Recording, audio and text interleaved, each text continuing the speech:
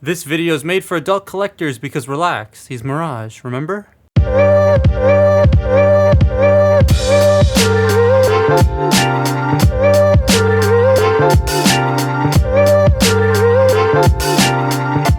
I really wanted to like this Mirage toy, because right now it is the only representation he has outside of this idiot. My assumption for this is these toys get started very early on in production before trailers and stuff, and I bet Hasbro didn't know how big Mirage was going to be in the film till the trailers and the release of the film itself, so they only planned for a couple of Mirage toys thinking B was still going to be the big dog of the film. That's at least what I think. Now, this being the only deluxe till about October-December time, it has to stand in for a lot of people and live up to the hype of this is the new big dog.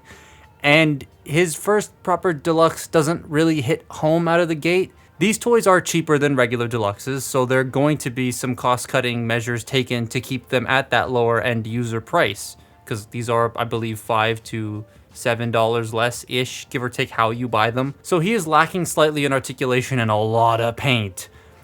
It's very bland, and I'm hoping Toy Hacks makes labels for this dude soon, like they have with the rest of the mainline deluxes so far. He is very much based on his concept art look, so he has the battle mask and the weird details that weren't in the film, but the design still looks neat. I like all the sculpted work around this guy, but yeah, it desperately needs paint on the torso and lower legs. He also feels very straight. Like, moving his films don't feel the most dynamic due to how they're shaped, so I find he never looks good in any poses. He's like a stick, and he's very rigid when it comes to posing. He doesn't look like he's being fluid in his motions. He comes with a gun, and there's no paint on it, but it looks like it does in the film. Might give this to my Studio Series one, actually, when that guy releases, because then he can have two guns and go, they're flying now, and then, you know, that whole thing. The shoulder wheels love popping off on mine every now and again, which is fun. The whole top of the car is folded up on his back rather ungracefully, but it doesn't actually look that bad in person. It feels very as flush as it can be, which is nice. And yeah, I'm not a big fan of the Halo Brute mask on his face. The concept head just looks super weird to me. So Wheeljack. This is not Wheeljack, this is Mirage.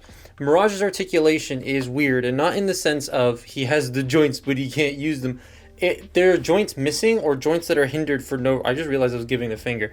There's joints missing and there's joints just like they're hindered for no reason. So the head's on a ball joint, but it can only... It can't really rotate left and right properly. As you can see, the little headphone sculpt on the back of his head bumps into the backpack. So if you have the backpack pegged in, the head only rotates that much. But if you unpeg it, then you can get a full rotation out of it. So that's a bit strange. Shoulders are on ball joints, they can rotate. The shifter up here does not like to lock in. They can go out that far. You have bicep rotation, elbow bend, the wrist can hinge inward. You have a waist joint, which actually isn't hindered by the backpack, which is nice. Hips are on ball joints, they can go forward, back, in, and out about that far because these little circle bits get in the way. You have thigh rotation, but with the way it's sculpted, it only goes in about that far, which is a bit unfortunate. Now the knees are ratcheted, but like 1, 2, 1, 2. I don't know why. You can kind of cheat the middle a little bit if you want a slight knee bend, but it is just going to flick into two different spots. And I don't understand the reason for that. It's not like it's a stability thing. He's really, like, he weighs nothing. So he can stand perfectly fine. I don't know why they did that. And then that's it. There is nothing at the feet, which is very unfortunate because a lot of the other mainline toys actually have foot articulation, and he doesn't. It's really unfortunate. He does have nice heels the way that this is built, so like the backpack's not going to make him fall over. Oh, and then these can move if you want. But like I said, when mine goes down there, it just falls right off. So I don't think this... Yeah, this one doesn't do it. It's just this one. There it goes. It's just that one. But he's just a weird toy to pose around. It just doesn't... It doesn't make sense to me, the decisions. Like, the head's blocked because of that. I honestly would have removed that part of the head sculpt so that the head could move with the backpack being pegged in. See, if I unpeg it, it goes that far. If I peg it in, it only goes that far. It's weird. And then the knees. The detented knees that are detented twice. I don't get that. Very odd figure.